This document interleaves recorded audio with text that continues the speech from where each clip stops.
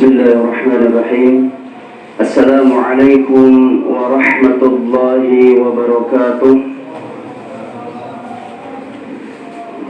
Innal hamdalillah nahmaduhu wa nasta'inuhu wa nastaghfiruh wa na'udzu billahi min shururi anfusina wa min sayyiati a'malina. Man yahdihillahu fala mudilla lahu wa man yudlilhu fala hadiya lahu. Asyhadu an la ilaha illallah wahdahu la syarika lahu wa asyhadu anna Muhammadan abduhu wa rasuluhu la nabiyya ba'dah. Qala Allah jalla wa ala, ya ayyuhalladzina amanu taqullaha haqqa tuqatih wa la tamutunna illa wa antum muslimun. يا أيها الناس اتقوا ربكم الذي خلقكم من نفس واحدة وخلق منها زوجها وبث منهما رجالا كثيرا ونساء واتقوا الله الذي تساءلون به والأرحام إن الله كان عليكم رقيبا. يا أيها الذين آمنوا اتقوا الله وقولوا قولا سديدا يصلح لكم أعمالكم ويغفر لكم ذنوبكم ومن يطع الله ورسوله فقد فاز فوزا عظيما. أما بعد فإن أصدق الحديث كتاب الله وخير الهدي هدي محمد صلى الله عليه وسلم وشر الأمور محدثاتها وكل محدثة في الدين بدعة وكل بدعة ضلالة وكل ضلالة في النار. معاشر المسلمين أعزني الله وإياكم جميعا. Alhamdulillah, segala puji marilah kita panjatkan kehadirat Allah Tabaraka wa Ta'ala atas limpahan karunia, nikmat dan juga taufik dari Allah Subhanahu wa Ta'ala. Pada malam hari ini Allah Subhanahu wa Ta'ala mengumpulkan kita kembali setelah sekian lama tidak berjumpa. Semoga pertemuan kita dicatat oleh Allah Subhanahu wa Ta'ala sebagai amal ibadah, pemberat amal ibadah timbangan kita di yaumil qiyamah nanti. Ikhwani fillah, azani Allah wa iyyakum jami'an. Sebelumnya saya minta maaf atas keterlambatan. Agak sungkan seperti sudah ditunggu sepertinya. Qadarullah wa masya'a fa'al. Awal mula mau berangkat dari Sidoarjo, kemudian tadi dilanjut naik kendaraan motor, ternyata motornya mogok. Jadi dari Sidoarjo langsung bablas ke sini. Jadi boyongan. Istri sama anak dibawa semua. Naam, ikhwani fillah, azani Allah wa iyyakum jami'an. Pada kesempatan ini insyaallah ta'ala saya diberikan amanah oleh Sahibul Bait, Bapak Hasan hafizahullah, untuk memberikan kajian tematik. Insyaallah ta'ala kita akan membahas tentang ada satu jenis dosa, di antara dosa-dosa yang dilakukan oleh seorang hamba, yang sejatinya para ulama membagi dosa itu menjadi tiga. Yang pertama, zanbun la yaghfirullah, dosa yang tidak Allah ampuni sama sekali. Wa syirk, yaitu syirik kepada Allah Subhanahu wa Ta'ala, menduakan Allah Subhanahu wa Ta'ala, menjadikan tandingan bagi Allah. Dan ini dosa yang tidak diampuni jika seseorang meninggal dalam keadaan berbuat kesyirikan. Kemudian yang kedua, dzanbun yaghfiruhullah, mastaghfara sahibu, dosa yang diampuni oleh Allah Subhanahu wa taala jika pelakunya ini bertobat, ya, istighfar, meminta ampun. Wa huwa dzambul ladzi bainal insan wa bainar rabbih, yakni dosa antara manusia dengan Allah Subhanahu wa taala. Dosa meninggalkan sholat, ya, dosa tidak berpuasa, dan juga dosa yang lainnya, melarang melanggar aturan-aturan Allah Subhanahu wa taala. Kemudian yang ketiga, dzanbun la yaghfiruhu Allah hatta yaqtadi min sahibihi, dosa yang tidak diampuni oleh Allah Subhanahu wa taala sampai dia menunaikan yang menjadi hak seseorang yang dia zalimi, yakni dosa berbuat kezaliman. Ya, sama ini pun ketika dia bertobat namun belum menunaikan apa yang menjadi kewajiban atau hak yang kita zalimi, ya, seperti mengambil hartanya, maka wajib untuk dikembalikan. Kemudian ada taksim akhar, ada dosa jenis lain, ya, dzunubun la yaghfiruha Allah in mata sahibuha 'alaiha wa hiya duna syirk, dosa yang juga tidak diampuni oleh Allah Subhanahu wa taala jika dia mati dalam keadaan tersebut dan ini dibawa kesyirikan. Ya, apa itu?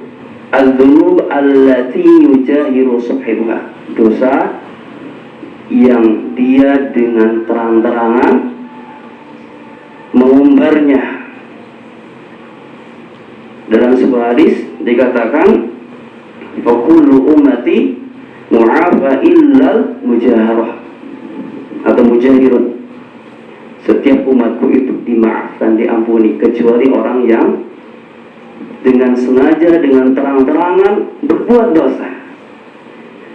Apa itu? Kemudian Rasulullah melanjutkan, wa inna minal mujahara an ya'mala ar-rajulu bil-laili 'amalan. Bentuk mujahara ini adalah ketika di malam hari dia melakukan sebuah dosa, thumma yusbihu wa qad satarahu Allah, ya, sedangkan Allah Subhanahu wa taala sudah menutupi dosanya, menutupi aibnya. Namun kemudian di pagi hari fayaqulu ya fulan amiltu barihata kadza wa kadza. Akan tetapi ketika di esok harinya dia dengan bangganya menceritakan, semalam aku gini. Ya, dosanya diceritakan. Baik. Adapun jenis dosa yang akan kita bahas pada pertemuan malam hari ini insyaallah taala, yakni dosa dari jenis dosa yang lain. Nah, kalau di runut itu sudah tercukup semuanya. Ada satu lagi. Apa itu? Na'un yakhtalifu an hadhil anwa', satu jenis dosa yang berbeda dari dosa yang lainnya. Dan bisa jadi kita pernah melakukannya. Apa itu? Na'un ya'tabiru min ashaddi anwa'i dzunub khataran 'ala fa'ilihi. Salah satu jenis yang bisa dikatakan ya danger, berbahaya juga.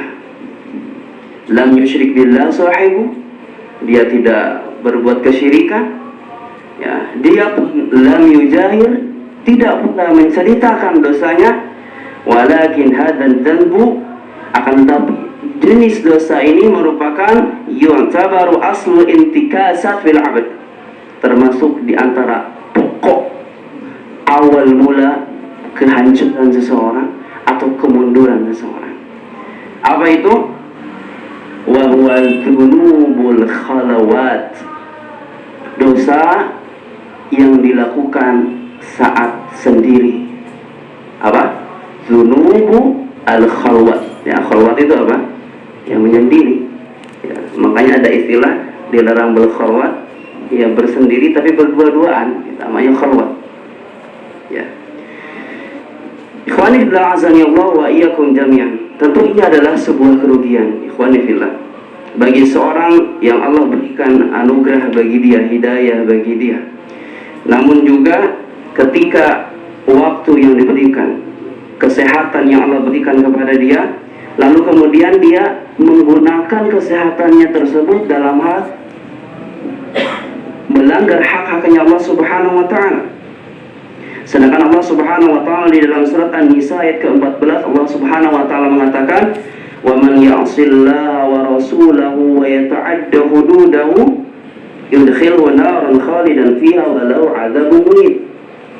Barang siapa yang bermaksiat kepada Allah Subhanahu wa taala dan dia melanggar batasan-batasan yang Allah Subhanahu wa taala berikan, Allah Subhanahu wa taala akan masukkan ke dalam neraka yang dia kekal di dalamnya, walahu 'adzabun muhin, dan bagi dia azab yang sangat pedih.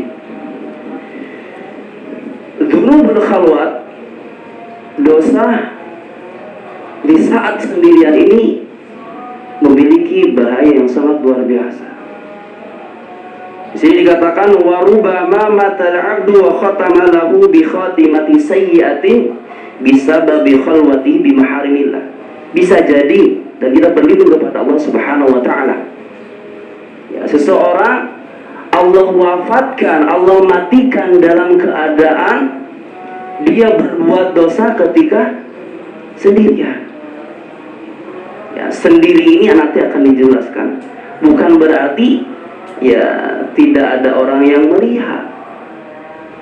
Bareng konco-koncone saplek satu pergaulan, ya itu juga namanya menyendiri. Nah, walau kana bainan nas ma'hum lastahya minhum, seandainya dosa itu dilakukan oleh seseorang ya di tengah keramaian, mungkin dia akan malu melakukannya. Makanya amat dahsyat kalau dosa itu dilakukan secara terang-terangan. Dosa yang dilakukan ketika dalam keadaan sendiri saja sudah begitu, nanti akan ancaman yang Rasulullah Allah Subhanahu wa taala berikan. Ya, dia berbuat dosa di tengah sendirian berbeda dengan berbuat dosa ketika di tengah keramaian. Dia mungkin merasa malu ya kalau dilihat orang, padahal dia harusnya lebih berhak malu kepada Allah Subhanahu wa taala. Allah Subhanahu wa taala berfirman, yastakhfuna minan nas wa la yastakhfuna minallahi wa huwa ma'ahum id yubayyituna ma la yarda minal qaul wa kana Allah bima ya'maluna muhita. Surat An-Nisa ayat 108. Mereka bisa bersembunyi dari manusia, wa la yastakhfuna minallah, tetapi dia tidak mampu bersembunyi dari pandangannya Allah Subhanahu wa taala. Ya. Wa huwa ma'ahum idh yubayyitun, dan dia ya Allah Subhanahu wa taala ya bersama mereka ya di malam hari ma la yardu minal qaul wa kana Allah bima ya'maluna muhita, dan Allah Subhanahu wa taala atas apa yang dilakukan oleh hambanya itu muhita. Apa muhit? Meliputi, mengawasi. Bayangkan kita ini berbeda antara makna al-basar, Allah melihat, dengan Allah mengawasi. Kalau melihat, ya seperti ini cuma melihat, habis itu sudah tidak melihat lagi. Tapi kalau muhit, ya, mengawasi, itu 24 jam dari kita bangun sampai kita tidur, dari kita dilahirkan sampai kita dimatikan, maka Allah senantiasa mengawasi seorang hamba. Maka bayangkan ya, ketika seseorang ya, berada di tengah sebuah tempat yang ada CCTV dengan non CCTV, itu berbeda perilakunya. Makanya kalau kita lihat rumah-rumah atau perkampungan sekarang sudah ada ditulis apa biasanya tulisannya? Ada CCTV. Ada CCTV. Atau tempat ini dipasang CCTV. Tujuannya apa? Ya nakut-nakuti maling agar tidak berani melakukan ya tindak kriminal karena merasa diawasi. Padahal CCTV itu bisa apa? Ya, bisa dibongkar, dipasang. Ya, ini terjadi. CCTV-nya Allah Subhanahu wa taala 24 jam record terus. nanti kita akan melihat hasil recordnya kita. Khawani fillah azanillahu wa iyyakum jami'an. Kalau kita mau menguji, ya, contoh yang paling ringan lah, apa yang kita lakukan di saat sendiri atau saat di tengah-tengah manusia sebetulnya mudah. Bedakan ketika antum naik kendaraan bersama istri dengan antum naik nyetir sendiri. Ya, kalau sama istri itu waspada 100%. Pandangan seperti mana? Ya, ke depan. Kita mau nengok di sebelah kanan, sebelah kiri, jualan apa juga takut disalah pahami, gitu kan? Pandangan lurus, jangan kiri kanan. Mau lihat mau lihat tokonya apa penjaga tokonya, gitu kan? Nah, ini bedanya. Tapi ketika tidak ada yang kita bonceng, apakah kita merasa ada istri kita? Kalau tidak ada bedanya, berarti berhasil antum. Tapi kalau tidak ada bedanya, aman. Mumpung nggak ada istri, hati-hati. Istri masih bisa ada, tidak ada. Tapi pandangan Allah Subhanahu Wa Taala senantiasa mengawasi kita. Pak, bisa minta tolong minum dulu. Perjalanan jauh, belum sempat minum. Nah, baik, jazakumullah khairan. Bismillah.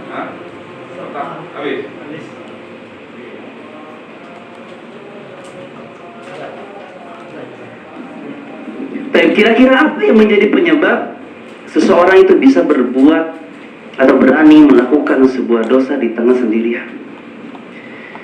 Di sini disebutkan dzunubul khalawat min asbabiha. Salah satu di antara penyebabnya adalah khalwatul insani bi nafsihi bi ghairi taqwa wala khauf minallah.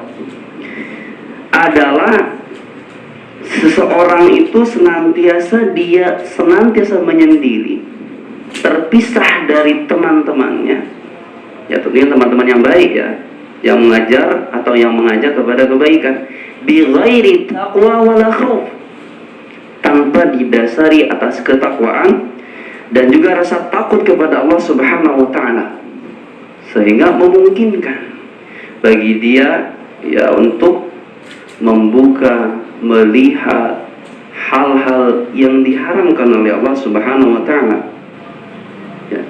Padahal Rasulullah sallallahu alaihi wasallam sudah mengingatkan, memperingatkan tegas kepada kita agar kita senantiasa berkumpul berjamaah.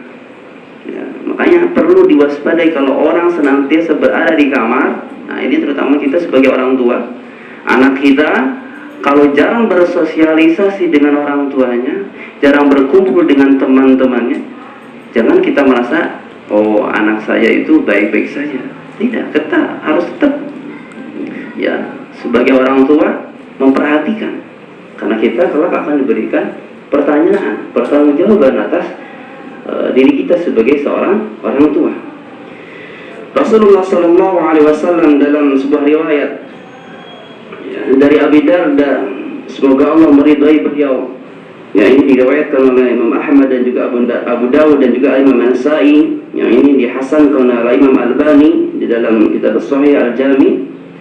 Rasulullah mengatakan, ma min thalathatin min qaryatin, tidaklah ada 3 orang dalam suatu kampung, wala badui, ya, atau sebuah negeri Baduy, la tuqamu fiha shalah, kemudian di dalamnya tidak ditegakkan salat, illa qad istahwadha 'alaihi syaitan, sesungguhnya kecuali mereka itu sedang dikuasai oleh syaitan. Fa'alaika bil jamaah, maka hendaknya kalian senantiasa berjamaah, berkumpul. Fa innama ya'kulu dzilbu al-qasiyah, karena serigala itu akan memakan apa? Kambing yang terpisah. Ya, hati-hati yang terpisah ini, ya. gabung ini serigala. Baik. Kemudian juga di dalam riwayat lain dari Imam Ahmad, walaupun ini hadis di sini dikatakan hadis dhaif tapi maknanya sahih. Inna syaitana dhibbul insan ka dhibbil ghanam ya'khudhu syat. Sesungguhnya setan itu ibaratkan serigalanya bagi manusia, sebagaimana serigala bagi kambing yang dia bisa menangkap kambing tersebut al-qasiyah ketika dia berpisah daripada kawanannya. Kemudian hadis yang terakhir dari Imam Bukhari juga dari Ibnu Umar radhiyallahu anhuma, "Law ya'lamun nasu minal wihdah ma a'lamu ma sara rakibun bilailin wahdah." Seandainya manusia mengetahui ya bahayanya ketika seseorang berjalan di dalam kesendirian, maka dia tidak akan berani untuk berjalan sendiri di malam hari. Ikhwani fillah azanillahu wa iyyakum jami'an. Dan juga di antara hal yang menjadi penyebab daripada seseorang bisa terjerumus dalam perbuatan dosa di tengah kesendirian, di sini disebutkan min a'dhami ni'amin 'ala 'ibadihi, di antara bentuk kenikmatan yang sangat luar biasa yang Allah berikan kepada hambanya adalah pemahaman seseorang, fahamnya seseorang, ya tidak hanya mengetahui tapi memahami, mentadabburi daripada asma dan sifat-sifatnya Allah Subhanahu wa taala, yang tujuannya liyakuna ilmu biha wasilatan lidu'ai, yang mana ketika seseorang memahami nama dari asma dan juga sifat Allah Subhanahu wa taala, ya, dia bisa menjadikan wasilah sebagai perantara dalam berdoa meminta kepada Allah Subhanahu wa taala. Ketika dia memahami makna Ar-Razzaq misalkan, dia tidak pernah khawatir dengan rezekinya. Ketika dia memahami Allah Subhanahu wa taala memiliki nama Al-Muhyi yang menghidupkan, Al-Mumit dan mematikan, dia tidak khawatir akan kematian, karena kematian pasti akan mendatanginya, karena Allah Subhanahu wa taala ya zat yang maha mematikan dan juga menghidupkan. Yang dia persiapkan justru apa? Kehidupan setelah kematian. Ya. Persiapan yang dilakukan adalah bekal yang dikumpulkan, dan juga contoh-contoh yang lainnya. Dan di sini juga, ya, ketika kita memahami salah satu dari nama-nama Allah yang baik dan juga sifat-sifat Allah Subhanahu wa taala yang tinggi, makna Ar-Raqib, Allah Subhanahu wa taala yang maha mengawasi, Al-Muhit, ya, seperti tadi, wa kana Allah bima ya'maluna muhita, akan menjadikan sebab bagi dia apa? Memiliki rasa takut, memiliki sifat ihsan, yang mana ihsan ini adalah tingkatan tertinggi seorang dalam beragama. Setelah dia berislam, kemudian beriman dan juga ihsan. Ya, sebagaimana di dalam hadis Jibril, makna al-ihsan apa?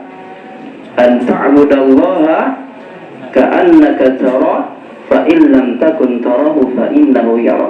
Yang namanya definisi ihsan itu adalah engkau beribadah, engkau menyembah Allah Subhanahu wa taala ka'annaka tara, seolah-olah engkau melihat Allah Subhanahu wa taala. Fa illam takun tara, kalau engkau tidak mampu melihatnya, ya, karena tidak ada manusia yang mampu melihat Allah Subhanahu wa taala dalam keadaan sadar. Ya, bahkan Nabi Shallallahu alaihi wasallam pun ketika ketika proses perjalanan Isra wal Mi'raj terhalang oleh sebuah cahaya. Ya. Fa innahu yara, maka ketika kita tidak mampu melihat Allah, maka sesungguhnya Allah Subhanahu wa taala melihat kita. Ya, ini di antara bentuk tertinggi daripada maratibuddin. Kenapa? Karena seorang hamba dia akan senantiasa merasa bahwasanya dia berada di bawah pandangan Allah Subhanahu wa taala. Dan di zaman yang penuh dengan Ya, fitnah di zaman sekarang ini, ya, kita benar-benar membutuhkan sifat atau tingkatan yang ketiga ini, karena ini akan menjadi apa? Tameng bagi kita, akan menjadi perisai bagi kita ketika kita terlintas dalam diri kita, ya, diliputi hawa nafsu kita untuk melakukan sebuah dosa. Qul bila azani Allah wa iyyakum jami'an. Kalau kita mau membuka Al-Quran Al-Karim, kitabullah, dan juga sunnah-sunnahnya Nabi alaihi salatu wassalam, maka Allah subhanahu wa ta'ala mengajarkan kepada kita, Allah subhanahu wa ta'ala memberikan sebuah kisah yang tentunya kisah ini bukan omong kosong, bukan juga tanpa ada tujuan, akan tetapi memberikan hikmah, faidah bagi kita yang membacanya. Di sini disebutkan inna min a'zami durus allati yakhruju biha al-qari li qissati Yusuf. Di antara pelajaran yang bisa kita ambil, ya, dari kisahnya Nabi Yusuf alaihi salatu wassalam, wa huwa darsul muraqabah, yakni pelajaran muraqabah. Mana muraqabah? Senantiasa merasa diawasi oleh Allah subhanahu wa ta'ala. Kita ketahui ya, bahwasanya Nabi Yusuf alaihi salam adalah di antara nabi-nabi Allah subhanahu wa ta'ala yang saudara-saudaranya memiliki sifat hasad kepada beliau, sehingga di dalam suatu kisah disebutkan bahwasanya mereka membawa Yusuf, ya, kemudian dimasukkan ke dalam sebuah sumur yang kemudian akhirnya ditemukan oleh para pedagang, kemudian dibawa, kemudian dijual ke pasar, kemudian dibeli oleh seorang raja. Nah, kemudian Nabi Yusuf dibesarkan dan itu dicintai oleh keluarganya, oleh istrinya, diangkat menjadi anak, ya, hingga besar. Yusuf semakin besar semakin tampan, wajahnya sangat tampan, sehingga dalam sebuah riwayat disebutkan di dalam surat Yusuf ayat yang ke-23, Allah subhanahu wa ta'ala berfirman, wa rawadatuhu allati huwa fi baitiha an nafsihi wa ghallaqatil abwab wa qalat hayta lak qala ma'adallah innahu rabbi ahsana mathwaya innahu la yuflihudz zalimun. Imra'atul Aziz, nah, di sini dalam sebuah riwayat dikatakan Zulaikha atau Zulaikha. Di sini mulai menggoda Nabi Yusuf alaihissalam, ya, kemudian menutup pintu, ya, di dalam sebuah ruangan, kemudian qalat hitala, kemudian Nabi Yusuf alaihissalam kemudian mengatakan qala ma'adzallah, dia berlindung kepada Allah subhanahu wa ta'ala. Innahu rabbi ahsana mathwaya, sesungguhnya Tuanku yang telah membeli aku, yang telah membesarkan aku, ahsana mathwaya, sebaik-baik perangai, ya, innahu la yuflihudz zalimun, sesungguhnya tidak beruntung orang-orang yang berbuat kezaliman. Bagaimana dalam kondisi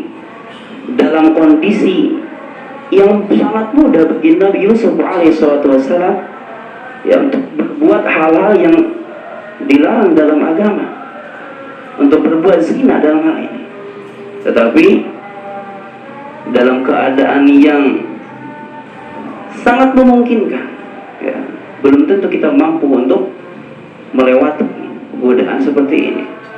Ini jangan dibayangkan Imra'atul Aziznya ini sudah tua, sudah keriput, sudah tidak menarik lagi, tidak, ya. Tetapi apa? Di sini dikatakan Imra'atul Aziz ini wanita yang cantik, ya, tidak ada tuangnya di dalam sebuah ruangan yang zaman dulu kan belum ada CCTV, ya, sangat memungkinkan. Tetapi apa? Qala ma'adzallah, Nabi Yusuf alaihissalam mengatakan, aku takut kepada Allah subhanahu wa ta'ala. dan beliau tidak mau mengkhianati kepada tuannya. Kemudian juga dalam sebuah kisah, ya kisah yang lain di dalam kitab Sifatus Safwa, tentang seorang khalifah Umar bin Khattab radhiyallahu anhu ketika berjalan, ya karena kebiasaan daripada khalifah, ya memeriksa keadaan rakyatnya, apakah rakyatnya sudah terpenuhi, apakah ada rakyatnya yang masih kelaparan. Kemudian berkeliling hingga beliau kecapean, kemudian duduk bersandar di dalam sebuah kemah, disebutkan di sini. Kemudian mendapati ada sebuah percakapan di dalam rumah atau kemah tersebut. Ada seorang anak perempuan yang bercerita atau bercakap dengan ibunya, yang mana ternyata keduanya ini adalah seorang penjual susu. Kemudian ibunya mengatakan, wahai ya bantah, wahai anak perempuan, campurkanlah susu ini dengan air yang dalam keadaan yang memungkinkan, ya tidak ada yang melihat. Kemudian apa jawaban anak perempuan tersebut? Wahai ummi, sesungguhnya Khalifah Umar bin Khattab melarang kita untuk mencampurkan susu dengan air. Karena tentu kalau dicampur semakin banyak literannya, semakin berkurang kualitasnya, dan itu bentuk ghish. Sedangkan Rasulullah SAW mengatakan, laisa minna, bukan termasuk golongan kami orang yang ghish, yang berbuat curang, yang berbuat licik. Kemudian ibu tersebut mengatakan, sesungguhnya Umar bin Khattab tidak melihat kamu. Tetapi apa jawaban anak tersebut? Aku tidak mau mentaati Umar di saat berada di tengah keramaian, tetapi aku memaksiati Umar ketika berada di tengah kesendirian. Akhirnya Umar bin Khattab radhiyallahu anhu pulang, kemudian meminta kepada prajuritnya ini untuk memberikan tanda rumah tadi. Ya, di sebuah riwayat dikatakan seperti itu. Kemudian keesokan harinya, ya, meminta kepada prajuritnya ini untuk bertanya kepada pemilik rumah tadi, apakah perempuannya, anak ini sudah punya calon apa belum, sudah punya suami apa belum. Ternyata masih gadis. Akhirnya dinikahkanlah dengan putranya beliau yang bernama siapa? Asim, yang mana lahirlah daripada Asim dan perempuan ini seorang dua wanita, yang kemudian salah satu di antara wanita tersebut menikah dengan Abdul Aziz bin Marwan, yang mana salah satu khalifah muslimin. Kemudian lahir daripada rahim perempuan tersebut siapa? Umar ibn Abdul Aziz. Ya, makanya ada istilah meninggal Umar, lahirlah Umar berikutnya. Ya. Ikhwan fillah azani Allah wa iyyakum jami'an. Ini secuil kisah daripada bagaimana seseorang ketika berada di dalam keadaan yang memungkinkan untuk berbuat dosa, tetapi dia masih ingat akan keberadaan Allah Subhanahu wa ta'ala. Kalau dulu, ya saya masih teringat, walaupun ini nggak boleh, ya, ini nyanyian. Ada nyanyiannya, bentuknya begini di antara liriknya. Kubuka jendela pagi dan dosa pun menghampiri. Kalau sekarang itu nggak perlu dibuka pintu, Pak. Ya. Pintu ditutup, malam hari masih full dosa. Apa? Ini perlu kita hati-hati. Ya. Banyak kerusakan, banyak seseorang terjerumus ke dalam dosa, berawal daripada awal dulu itu kotak ajaib katanya. TV sekarang sudah agak berkurang. Sekarang sudah lebih dahsyat lagi. Kalau TV cuma satu, kadang kalau ditonton sama anak istri, ya kalau zaman dulu mungkin bapak-bapak masih mengalami. Kalau ada hal-hal tayangan-tayangan yang tidak layak untuk ditonton, hanya kita meminta anak itu untuk apa? Nutup matanya. Ya, walau bapaknya tetap ibunya melek gitu kan. Tapi anak ini minta nutup matanya karena masih ada rasa malu. Tapi kalau sudah handphone, ya, anak kita bersendirian di dalam kamar, yang dia pegang handphonenya tidak tahu apa yang dibukanya, ya, sehingga perlu untuk kita senantiasa waspada, ya, senantiasa mengingatkan anak dan juga istri kita. Ikhwani fillah azani Allah wa iyyakum jami'an. Kemudian juga kita ingat dalam sebuah hadis, ya, tentang naungan yang tidak ada naungan di hari kiamat. Dalam sebuah hadis dikatakan sab'atun, ada 7 golongan, yudhilluhumullahu fi dhilli yauma la dhilla illa dhillu. Ada 7 golongan orang yang akan mendapatkan naungan Allah Subhanahu wa taala di saat tidak ada naungan selain naungan dari Allah Subhanahu wa taala. Dan 2 di antaranya ini sangat cocok dengan kondisi atau materi kita pada malam hari ini. Apa yang pertama? Di sini disebutkan warajulun da'athu imra'atu dzatu mansibin wa jamal faqala inni akhafullah. Ya, ketika seorang pemuda, ya, seorang laki-laki yang digoda, yang didatangi oleh seorang wanita dzatu mansibin wa jamal, memiliki kedudukan, memiliki wajah yang cantik, tetapi dia dengan tegas mengatakan inni akhafullah, aku takut kepada Allah Subhanahu wa taala. Kemudian yang kedua, salah satunya dikatakan rajulun dzakarallaha khaliyan fafadat 'ainah. Seorang laki-laki yang dia mengingat Allah Subhanahu wa taala di saat sendiri. Ya, fafadat 'ainah, kemudian apa? Bernanglah air matanya. Bukan air mata buaya. Ya, karena dia sendiri, apa yang mau diharapkan dari air matanya selain ampunan Allah Subhanahu wa taala? Karena ada 2 mata yang tidak akan disentuh dalam sebuah hadis, ya, tidak akan ada 2 mata yang tidak akan disentuh oleh api neraka. Salah satunya adalah mata yang menangis karena takut kepada Allah Subhanahu wa taala. Ikhwani fillah azanillahu wa iyyakum jami'an. Oleh karena itu kita perlu untuk hati-hati dalam hal ini. Ada sebuah kaidah yang ini masyhur dan mungkin sebagian besar kita menghafal hadis ini atau ayat ini. Di antaranya firman Allah Subhanahu wa taala, ya, di dalam surat Hud ayat yang ke-114. Allah Subhanahu wa taala berfirman, innal hasanat apa? Yudhibna as-sayyi'at. Sesungguhnya kebaikan itu akan menghapus dosa atau kesalahan. Bayangkan, kalau kita mau menimbang, ya, tanpa ada penghapusan dosa, ibaratnya karena berbuat kebaikan, mungkin bukan mungkin, dipastikan dosa-dosa kita itu pasti akan lebih banyak daripada amal ibadah yang kita lakukan. Pasti itu. 24 jam saja kalau kita menghitung waktu yang kita gunakan, ya, selain tidur kita yang absen, ya, tidur itu bisa dikatakan absen dari berbuat dosa, yang berbuat kebaikan, gitu kan. Sisanya itu berapa jam kita gunakan untuk ketaatan? Bukan berapa jam, berapa menit, ya, berapa jam kita gunakan dalam berbuat dosa. Tetapi maha murahnya kasih sayangnya Allah Subhanahu wa taala, banyak sekali media-media amal ibadah yang bisa menghapuskan dosa seseorang.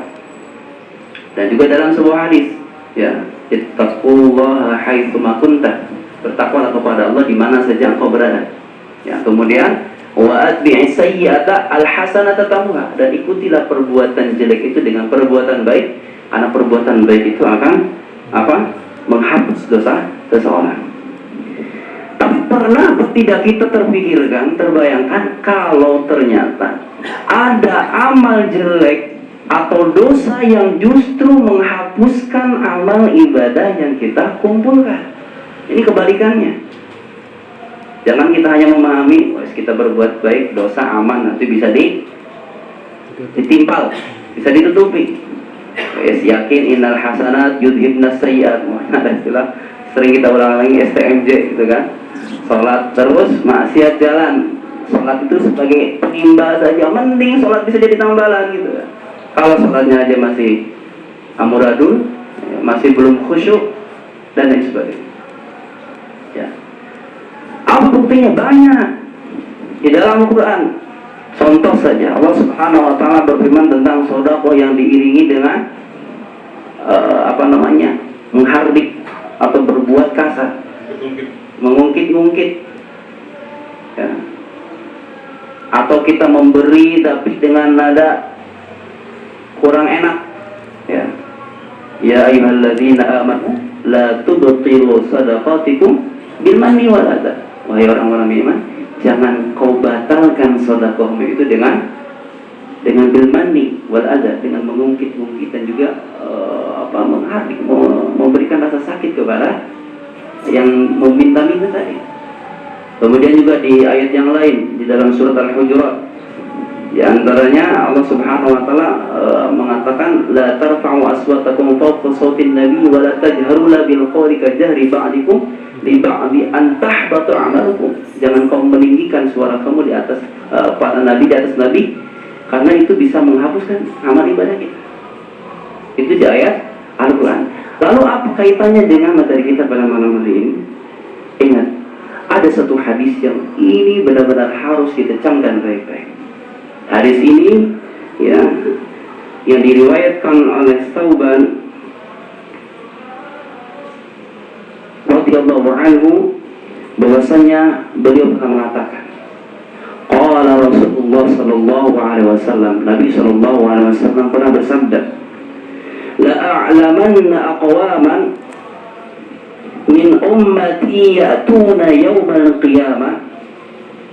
Aku akan berikan, di sini Rasulullah dengan nada penegasan, la a'lamanna aqwaman, aku beritahukan kepada kalian suatu kaum, suatu kelompok, min ummati, dari golongan umatku, ya'tuna yaumal qiyamah, yang mana mereka datang pada hari kiamat, bihasanat amsali jibali tihama, yang mana dia datang dengan kebaikan yang begitu luar biasa, sampai dikatakan seperti gunung Tihama.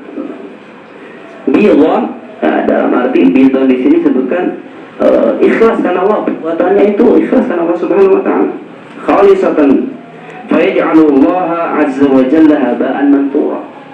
Namun Allah Subhanahu wa taala jadikan amal ibadah kebaikan yang sebesar gunung Tihama tadi haba'an manthura, debu yang berterbangan. Qala Tsauban, kemudian Tsauban mengatakan, ya Rasulullah, sifhum lana aw jilhum lana, gambarkan, deskripsikan kepada kami kelompok itu seperti apa, anna nakuna minhum, agar kita tidak menjadi seperti mereka, wa nahnu la na'lam, sedangkan kita tidak mengetahuinya. Jadi di antara bentuk tarbiyah yang diajarkan oleh Nabi sallallahu alaihi wasallam. Kemudian apa? Ama innahum ikhwanukum wa min jildatikum. Ya, ketahuilah bahwasanya mereka itu adalah saudara-saudara kalian dari kulit-kulit kalian, dari bangsa kalian. Ya'khuduna minal laili kama ta'khudun, mereka salat malam sebagaimana kalian salat malam, walakinnahum, akan tetapi mereka aqwamun, ya, idza khalau bimaharimillah intahakuha, akan tetapi ketika mereka berada di dalam kesendirian, ya, mereka menerjang, bahasanya menerjang, intahakuha, mereka menerjang apa yang diharamkan oleh Allah Subhanahu wa taala. Hadis ini riwayatnya tersambung dan di sini diriwayatkan oleh Imam Ibnu Majah. Baik, ikhwani bila azan Allah wa iyyakum jami'an. Dari hadis ini para ulama di antaranya di sini menyebutkan ada dua hal yang bisa kita pahami dari hadis ini. Al-wajhul awal, yang pertama, dan ini pendapat yang banyak di kalangan para ulama, anna haula'i mura'una wa laysat a'maluhum khalisatan. Ini pendapat para ulama yang pertama mengatakan bahwasanya perbuatan kebaikan yang diibaratkan oleh Rasulullah SAW ini wa laysat a'maluhum khalisah, mereka sejatinya tidak beribadah mengharapkan pahala dari Allah Subhanahu wa taala, khalisatan lillah. Tetapi apa? Mura'un, mereka ingin dilihat oleh oleh manusia. Ya, sebagaimana kita pahami, ya, kesyirikan itu bisa menghapuskan dosa. Begitu juga perbuatan ria. Allah Subhanahu wa taala berfirman, "Wa laqad uhiya ilaika wa ilal ladzina min qablika la in asyrakta la yahbatanna 'amaluka wa la nakunanna minal khasirin." Dan kami telah wahyukan kepada engkau dan juga sebelum engkau, la in asyrakta, apabila engkau berbuat kesyirikan, la yahbatanna 'amaluka, maka akan menghapuskan amal ibadah kita. Sedangkan riya itu adalah syirik kecil. Nah, ini sejalan dengan hadis yang lain. Di sini dikatakan walakin kanu yuraun wa yaquluna ma la ya'lamun. Mereka itu ketika berbuat kebaikan ingin dilihat oleh manusia dan mereka mengucapkan sesuatu yang tidak dikerjakan. Ya.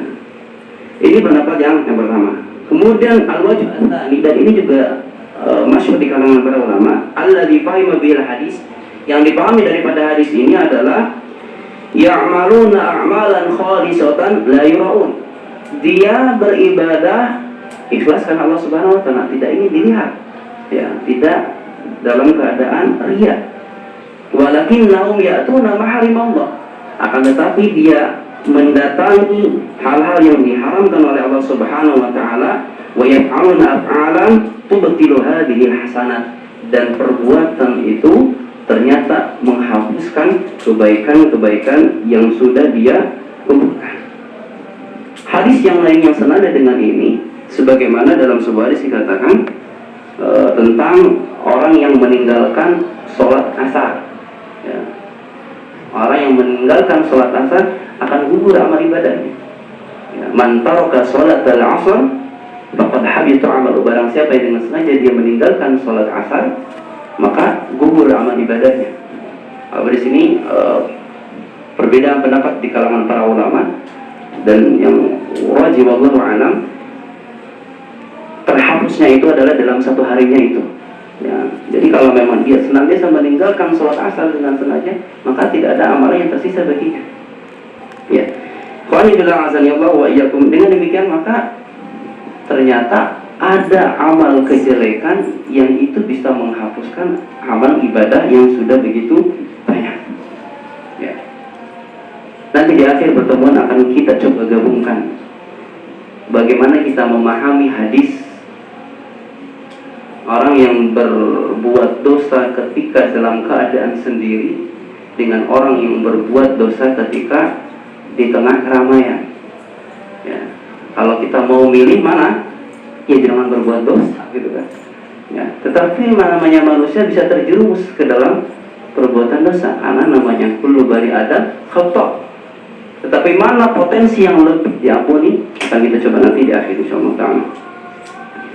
Kemudian ikhwani fillah azanillahu wa iyyakum, yang terakhir di sini kita akan coba menjelaskan kepada jamaah di sini insyaallah ta'ala tentang apa kira-kira solusi, ya, yang harus dilakukan oleh seorang hamba, karena tentunya ketika Allah Subhanahu wa taala menurunkan sebuah penyakit pasti ada obatnya. Nah, tentu, ya.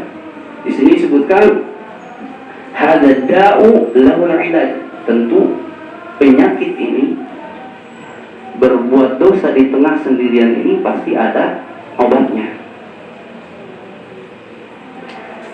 Yang pertama di sini disebutkan adalah ta'zimullahu jalla wa ala fil qalbi, an tu'azzimullah. yakni dan paling utama, yang paling pertama di sini adalah kita mengagungkan Allah Subhanahu wa taala, ya, dalam hati kita dengan sebenar-benarnya pengagungan. Dan tentu ketika kita mengagungkan Allah Subhanahu wa taala ini tidak serta-merta datang dengan tanpa ada proses, tanpa ada jerih payah, tanpa ada usaha.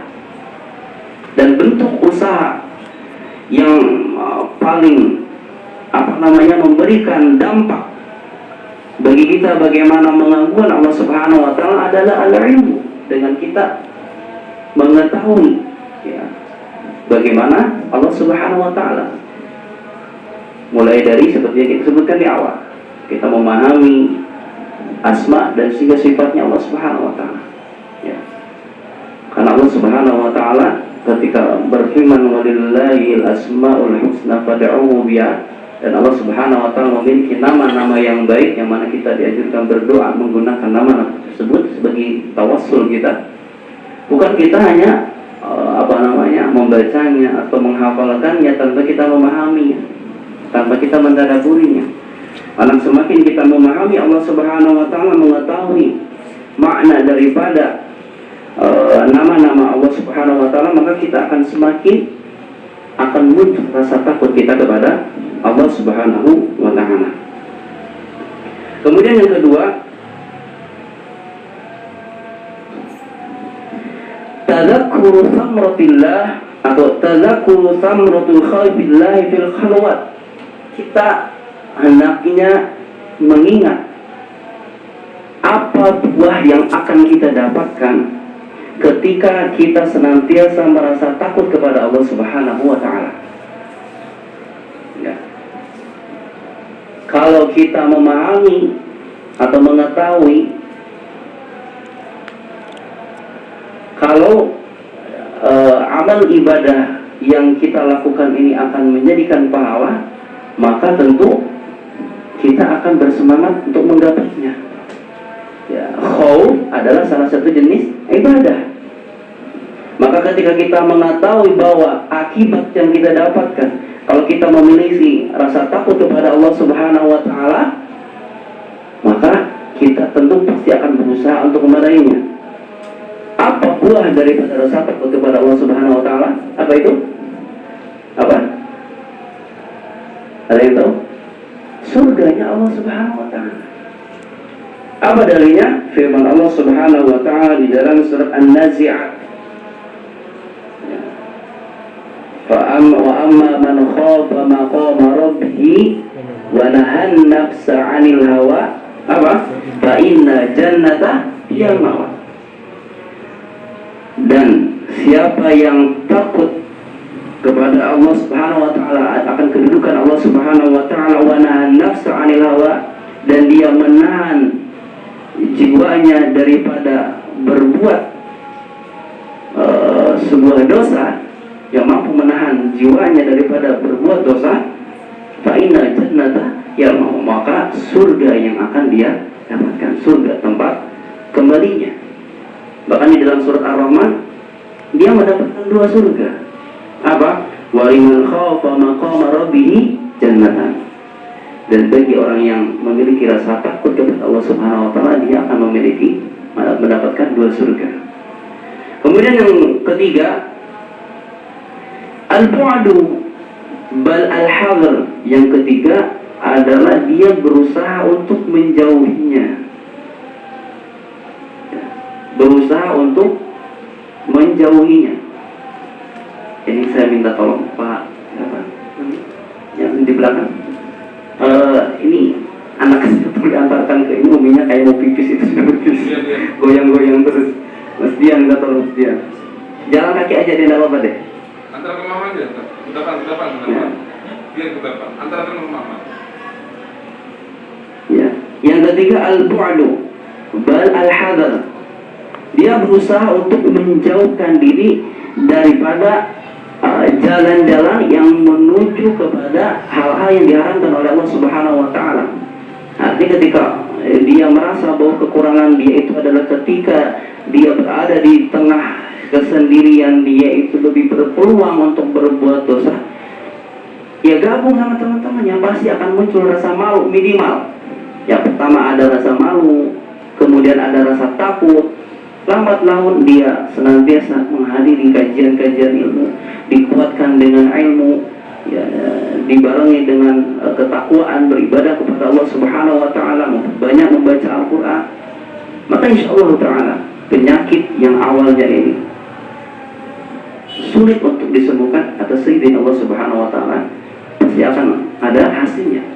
Karena janji Allah Subhanahu wa taala bagi orang yang bersungguh-sungguh pasti akan ada hasilnya. Walladzina jahadu fina lanahdiyannahum subulana. Dan orang yang bersungguh-sungguh di atas jalan kami pasti akan Allah tunjukkan. Tapi kalau sudah dia tahu kelemahannya di situ, dan dia merasa sekuat, ya, akhirnya dia terjerumus lagi. Kalau sudah tahu aplikasi itu yang membuat dia itu terjatuh, ya jangan sekali-kali di-download lagi, penasaran lagi dan sebagainya, jangan. Ya, walaupun mungkin Ustaz, tapi ini fasilitas ini memiliki dua mata yang tajam, artinya bisa ada manfaatnya. Ya, kita sebutlah aplikasi media sosial, ini bisa bermanfaat Ustaz, bisa berdakwah dan sebagainya. Ya, kemudian tapi ternyata pernah nih pertemuan yang lalu ya, kadang ada iklan-iklan yang muncul gitu kan. Nah, seberapa kuat kita kuat dengan godaan yang muncul itu. Ya, kalau barang-barang kan mungkin malu, tapi kalau sendiri ini yang harus kita berusaha untuk menanamkan rasa malu dan juga rasa takut kepada Allah Subhanahu wa Ta'ala. Kemudian yang keempat, ini yang terakhir insyaallah taala, at-tafakkur fima yafutu al-mutlaq li basarihi min barakatin wa atharin 'ala al-qalbi. Hendaknya kita memikirkan ya, apa yang akan terjadi dengan diri kita dari awalnya perbuatan dosa tersebut, entah dari pandangan ya, entah dari perbuatan dosa yang lainnya, yang tentu itu akan menghilangkan keberkahan dalam hidup kita, yang akan menghilangkan pengaruh kepada hati kita, akan menghilangkan kelezatan dalam ibadah kita, dan pasti ini akan berpengaruh ya, kalau kesehariannya senantiasa dipenuhi dengan ketaatan, ketakwaan kepada Allah Subhanahu wa Ta'ala, pasti dia akan semakin khusyuk dalam ibadah, semakin lezat yang namanya iman. Tapi kalau sudah dia terkena satu dosa, dia sudah mulai satu titik di dalam hatinya, kemudian dosa ditambah lagi, titiknya bertambah lagi, hatinya mulai menjadi sakit, kemudian ditambah lagi dosanya, ya, ketaatan berkurang, kemaksiatan bertambah, ya, yang ini mengakibatkan apa? Kehilangan. Mungkin di antara kita ada yang mengatakan, ada merasa kenapa pernikahan kita sudah lama, misalkan ini diskusi dengan istri misalkan, tapi kenapa kok kita berkurang keharmonisan dan sebagainya. Itu yang harus kita evaluasi pertama kali adalah dosa kita ya. Karena kalau kita mau mencari ya kenikmatan dalam rumah tangga bersama istri kita, yang pertama kali adalah kita menjaga pandangan kita. Karena tentu ibadah atau nikah itu adalah ibadah, maka ibadah itu kalau mau kita merasakan kenikmatannya adalah ketika kita menjauhi perbuatan dosa. Demikian mungkin apa yang bisa kami sampaikan, dan alhamdulillah tepat 1 jam, insyaallah sudah cukup ya. Mudah-mudahan apa yang saya sampaikan bisa memberikan faedah tambahan ilmu bagi teman-teman yang hadir di sini, dan mudah-mudahan bisa memberikan asar dan juga pengaruh yang baik tentunya, dan kita menjadi pribadi-pribadi yang lebih baik lagi di sisi Allah Subhanahu wa Ta'ala, bukan hanya di sisi manusia ya. Karena kalau kita mengharapkan hanya pujian, mengharapkan hanya pandangan daripada manusia, maka tentu itu tidak akan memberikan nilai apa-apa kita ketika kita di hadapan Allah Subhanahu wa Ta'ala nanti. Aku qouli hadza, mungkin ini yang bisa kami sampaikan, kurang lebihnya kami mohon maaf. Al-haqqu min rabbi, kebenaran datangnya dari Allah Subhanahu wa Ta'ala, dan kekurangan dan kesalahan murni datangnya dari saya pribadi dan dari syaitan. Aku qouli hadza wa astaghfirullah li wa lakum. Demikian yang bisa kami sampaikan. Dilanjut dengan kita jawab.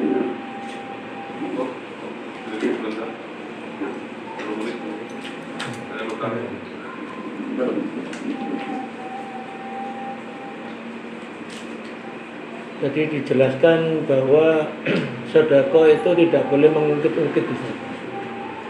Tetapi ada kejadian bahwa setelah diberi kemudian dia tidak hormat kepada orang tua gitu maksudnya. Lalu kamu ini dulu dibiayai oleh ini, kemudian kok nggak gitu loh maksudnya. Sebagai orang tua berarti ya. Iya, maksudnya ya pada orang tua biasanya. Baik. Ini kondisinya sebagai orang tua yang tentu dalam hal ini kita mengajarkan kepada anak kita dalam hal agar anak tersebut menjadi anak yang bisa menghargai perjuangan yang telah dilakukan oleh orang tua. Ini kembali kepada niat dia. Orang tua tentu apa yang akan, karena dari hati yang paling dalam orang tua tentu tidak ada yang mengharapkan balasan daripada anaknya. Saya yakin orang tua mendidik anak dari kecil sampai dia dilepaskan menikah, tidak akan mengharapkan apa-apa daripada anaknya. Berbeda dengan anak. Makanya bedanya ketika seorang orang tua merawat anaknya dengan ketika seorang anak merawat anaknya ketika kecil, dengan seorang anak ya merawat orang tuanya yang sudah tua renta, ini berbeda. Lebih sabar mana? Orang tua. Lebih sabar orang tua. Ya, bahkan kadang muncul kapan ini? Ya, alhamdulillah. Karena ketidaksabarannya ini sampai-sampai kadang-kadang ada sebagian orang tua yang tidak dititipkan di tempat ya panti jompo dan sebagainya. Karena ketidaksabarannya seorang anak. Jadi kembali kepada pertanyaan tadi, ketika tujuannya ini adalah tarbiyah, mengingatkan kepada anak kita yang agar anak tersebut bisa mengambil ibrah daripada perjuangan orang tuanya yang tujuannya agar anak tersebut menjadi anak yang lebih baik. Maka insyaallah ta'ala ini bukan termasuk mengungkit-ungkit ya, karena kalau mengungkit-ungkit nanti bisa jadi dihitung, nanti diganti ya, gitu kan, perhitungan. Ini kan tidak ya, wallahu a'lam bishawab.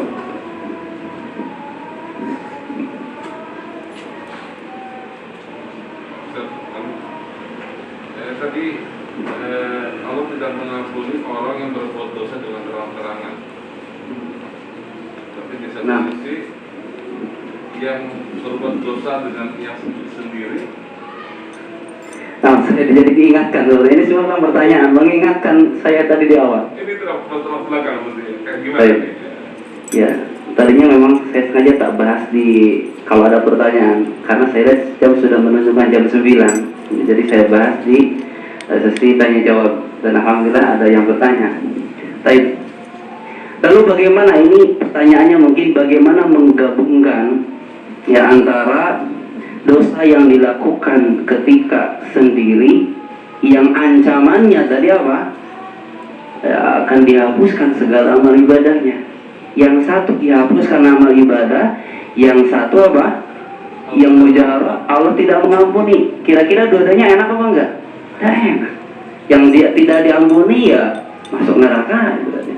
Sekarang yang tidak ada amal ibadah, ya sama saja timbangannya juga jeblok, gitu kan? Gak ada sama sekali kebaikan. Di sini yang kita harus pahami yang pertama, bahwasanya Al-Quran itu adalah sumber daripada petunjuk dari Allah Subhanahu Wa Taala sebagai hukum. Kemudian juga As-Sunnah, Al-Hadis juga sebagai dalil yang bisa kita ambil sebagai hukum. Al-Quran dan As-Sunnah tidak akan mungkin bertentangan. Begitu juga Al-Quran dengan Al-Quran, atau ayat satu ayat dengan ayat yang lain tidak ada bertentangan. Kemudian juga As-Sunnah atau hadis dan juga hadis-hadis yang lain pun tidak ada pertentangan. Ini kaidah yang harus kita pegang. Kalau kita merasa ini kok berbeda, ini kok bertentangan, ini berarti apa? Yang kurang apa? Pemahaman kita. Kita kembalikan kepada bagaimana para ulama memahami tentang hadis ini. Tentu para ulama jauh ribuan tahun yang lalu sudah memikirkan kenapa hadis seperti ini dan juga hadis seperti ini. Dan di sini kalau kita mau menimbang-nimbang, ini bukan saya memberikan solusi ya, bukan saya memberikan solusi kalau itu di dosa yang ini saja, bukan. Ya tentu kita berusaha menjauhi, karena yang kita bahas pertemuan malam ini berdosa di tengah kesendirian, berarti ini juga bahaya gitu kan. Ya. Mungkin sama seperti begini. Ya, ini mohon maaf mungkin masih ada yang masih ada yang menghisap dukhon, masih ada yang merokok. Merokok di tengah keramaian atau merokok sendirian gitu kan, mungkin pilihannya seperti itu. Sama-sama apa? Bahaya. Sama-sama dosa. Ya, merokok di tengah keramaian, wah ini masuk ke ancaman hadis yang mujarrah tadi. Kullu ummati mu'afa idal mujahirun. Kalau saya merokok di dalam kamar mandi yang tidak dilihat oleh istri, ini misalkan lagi kejar-kejaran sama istrinya, gara-gara masalah rokok, tidak dilihat oleh anaknya, tidak dilihat oleh teman-temannya, tapi ingat dilihat oleh Allah Subhanahu Wa Taala. Wah ini jangan-jangan saya masuk kepada hadis yang kedua. Apa? Gugur gara-gara merokok. Solusinya apa? Tinggalkan merokok, berhenti merokok. Tapi itu kan kadang-kadang ada sebagian yang butuh proses, ya butuh waktu mendalami. Ya, padahal sebenarnya tinggal diambil, dibuang gitu kan. Tapi ya kadang sulit, ya kadang sulit. Baik. Di sini disebutkan amma man irtakaba ma'siyata fi sirri wa lam yujahir biha fa huwa aqrab ila maghfiratillah. Orang yang berbuat dosa ketika berada dalam kesendirian, walam yujahir biha, dan dia tidak menceritakan atau tidak berbuat dosa secara terang-terangan, di sini dikatakan aqrabu ila maghfiratillah, lebih dekat kepada ampunan Allah. Hati-hati, ini bukan solusi loh ya. Ini bukan solusi. Tetap kita harus menjauhkan diri dari perbuatan dosa. Wa in kana min ashabil kabair, ya.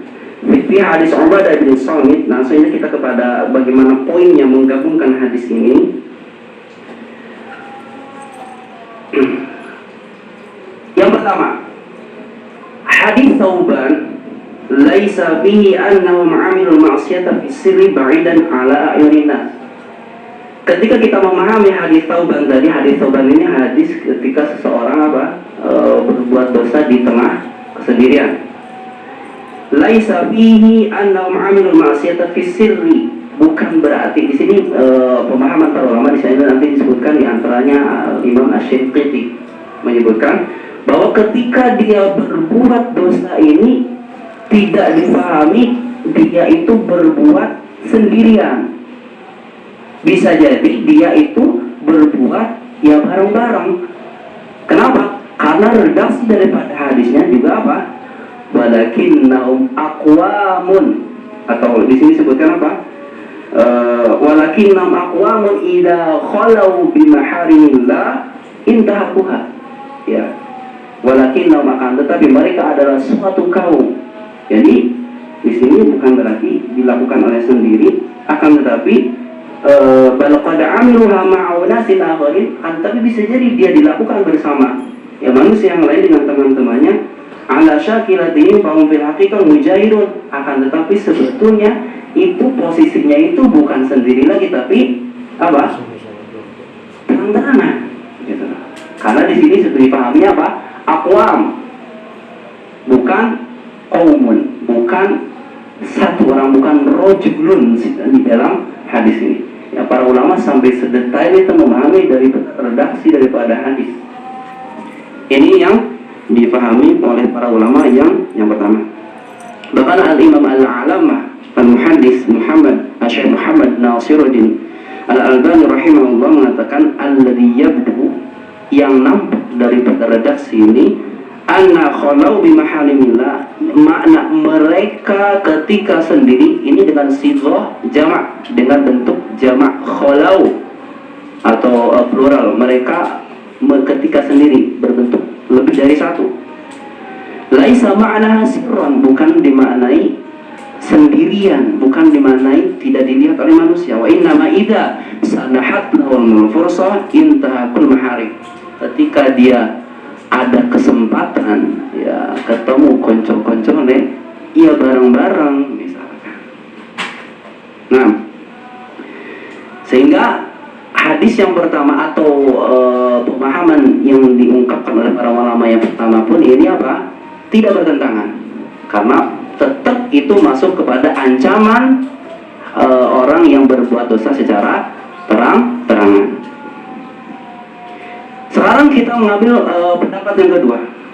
Anna hadis Thauban juga tadi, hatta sekarang, walau kana al-maqsud bihi anna al-ma'siyata fi sirri, seandainya memang dia itu sendirian berbuat dosa yang nggak sama teman-temannya, ya dia menyendiri di dalam kamar, ya dia membuka handphonenya dan sebagainya, tiba-tiba teling muncul iklan, kemudian kita klik atau tidak, kalau nggak diklik ya gimana, kalau diklik ya gimana gitu kan, ini muncul, ya memang sendirian, nggak sama teman-temannya.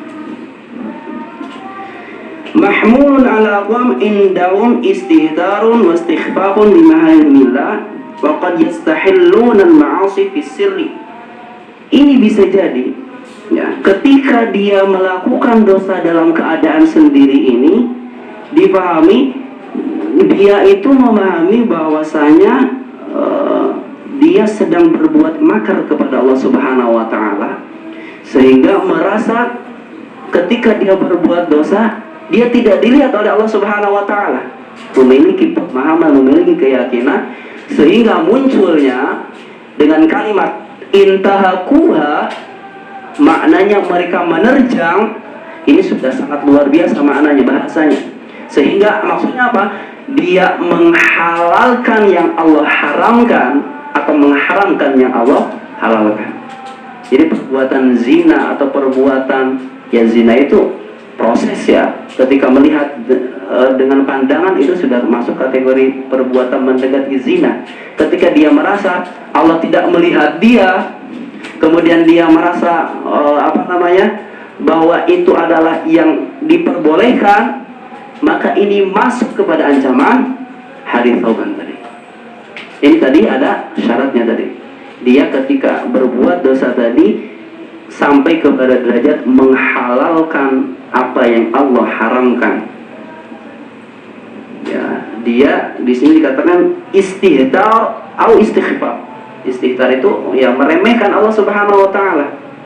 Ketika dia berbuat dosa, dia merasa saya aman dari pandangannya Allah. Allah nggak lihat saya misalkan. Seperti itu. Namun di sini Syekh Muhammad Al-Mukhtar Asy-Shinqiti mengatakan anna 'indahum istihtaran wa istighfafan billahi 'azza wa jalla fa hunaka farqun bainal ma'siyah allati ta'ti ma'al kisah. Ini berbeda halnya dengan seseorang yang ketika berbuat dosa didasari atas rasa penyesalan setelahnya. Didasari setelah dia berbuat dosa dengan orang yang berbuat maksiat tanpa didasari atau tanpa diakhiri dengan penyesalan atau rasa takut atau menganggap Allah tidak melihatnya dan sebagainya. Ya. Baina syakhsin ya'sillaha bi sitrin wa baina syakhsin 'indahu jur'atun 'ala Allah 'azza wa jalla. Antara seseorang yang ketika dia berbuat dosa dia menyelinap dengan orang yang berbuat dosa dengan dia menantang Allah Subhanahu wa taala, berani kepada Allah Subhanahu wa taala. Fasarat hasanatu fil 'alaniyah asbaha birriya. Maka konsekuensinya orang yang seperti ini kenapa dihapuskan? Karena kebaikan yang dia lakukan di saat di tengah keramaian ini sesungguhnya apa? Ria. Ini kembali kepada pemahaman hadis yang tadi kita bacakan di awal. Wa in kanat amsal jibal. Jadi fa in kana baina shalihain ahsana ayyuma ihsan. Maka ya tentu kalau kita mau melihat di sini perbedaannya sangat jelas. Ya, jadi ketika dia berbuat dosa, kemudian dia meyakini, menyesali perbuatannya, kemudian dia bertobat kepada Allah Subhanahu wa taala, ya. ketika dosa-dosa itu dosa-dosa kecil, maka Allah Subhanahu wa taala ampuni dengan apa? Dengan wasilah dia memperbanyak ketaatan kepada Allah Subhanahu wa taala. Dengan apa namanya, dia memperbanyak sedekah, karena sifatnya sedekah itu akan menghapuskan dosa dan lain sebagainya. Ya. Akan tetapi jika dosa itu adalah dosa besar yang dilakukan oleh seorang hamba, maka ini adalah tahta masyiatillah. Ini di bawah kehendak Allah Subhanahu wa taala. Jika Allah mau mengampuni, maka Allah mengampuni. Jika Allah mengazabnya, maka Allah mengazabnya. Dan ini keyakinan yang harus dipahami oleh akidah Ahlussunnah wal Jamaah. Karena berbeda dengan pemahaman Khawarij. Orang Khawarij ketika mereka berbuat dosa, maka tempatnya di dalam api neraka, kekal di dalamnya. Nah, tapi sekali lagi, ini bukan solusi. Ya, solusinya tetap kita menjauhkan diri dari perbuatan dosa. 4 tadi yang jadikan kita sebagai solusi. Yang pertama adalah mengagungkan Allah dengan kita mempelajari apa namanya, Asmaul Husna, Sifatul Ula, dan juga nama sifat-sifat Allah Subhanahu wa taala, sehingga memunculkan rasa takut dari makna Ar-Raqib, Al-Muhit, Al-Basir, As-Sami'. Ya, Maha mendengar, Maha melihat, karena senantiasa melihat kita. Sehingga ketika kita tumbuh rasa takut, kita akan semakin takut. Kemudian tadi yang kedua juga ya, kita memikirkan akibat yang akan kita dapatkan kalau kita bisa menanamkan rasa takut. Kita takut kepada Allah, kemudian kita bisa menahan nafsu kita. Ya, kalau walaupun mungkin bisa dikatakan ya, kenikmatan sesaat yang justru memberikan kerusakan yang begitu luar biasa. Tapi kalau kita memikirkan kita bisa menahan nafsu, tetapi Allah berikan surga yang luasnya seluas langit dan bumi, maka tentu kita akan berusaha menggapai itu. Dan juga solusi-solusi yang tadi kita sebutkan di awal. Jadi mungkin ini bisa kami sampaikan. Bagaimana kalau misalnya sifatnya dengan pencitraan, dia berbuat sendiri agar dirinya tidak mengetahui, misalnya dia kelihatan alim, kelihatan dari, apalagi kebetulan kalau itu seorang figur termasuk yang mana? Kalau ketika berbuat sendiri untuk pencitraan, iya, artinya kepada munafik, ya. Karena kalau sendiri pencitraan itu sebenarnya nggak mungkin, ya. Karena sendiri pencitraan siapa yang melihat, kecuali sendiri kemudian video ya, atau sendiri supaya dirinya nggak diketahui orang banyak. Kalau misalnya berbuat maksiat itu, karena pencitraan, supaya kepingin pencitraan dirinya tetap baik di mata orang. Ya. Berarti ada sifat apa ini? Riya. Iya, berarti masuk kepada ya sifatnya munafik itu. Munafik, ya. Riya juga ya. Iya, betul. Ya. Ini kembali yang tadi, ya, memahami pemahaman yang pertama tadi. Ketika dia sesungguhnya ketika dia berbuat dosa di tengah kesendirian ini, didasari karena mengharamkan atau menghalalkan yang Allah haramkan, karena sesungguhnya ketika dalam keadaan ramai dia berbuat baik pun sebetulnya bukan karena Allah, ya, karena riya tadi ya, keluarnya kepada munafik. Ya, Allahu a'lam bishawab.